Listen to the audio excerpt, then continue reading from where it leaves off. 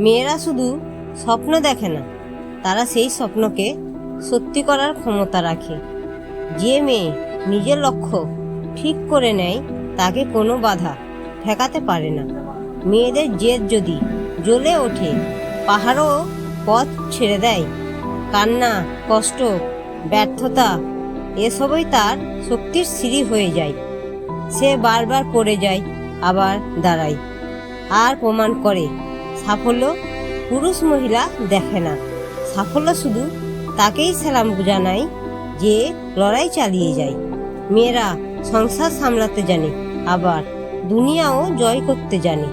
তারা যখন পড়াশোনা, পরিশ্রম আর সাহসকে হাতিয়ার করে, তখন ইতিহাস লেখা হয়। যে মেয়ে নিজের সীমা ভেঙে এগোয়, তার জয় থামানোর মতো শক্তি এই পৃথিবীর কারো নেই।